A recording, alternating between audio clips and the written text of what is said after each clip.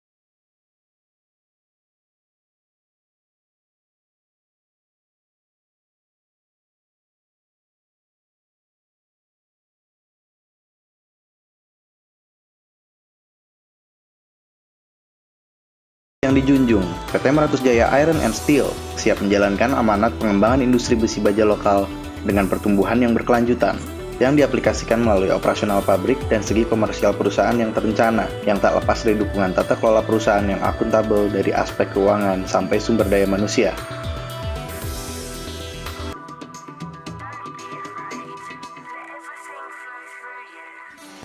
Pada tahap awal, PT Meratus Jaya Iron and Steel bekerja sama dan membuat kesepakatan dengan berbagai pihak dalam memulai perjalanannya,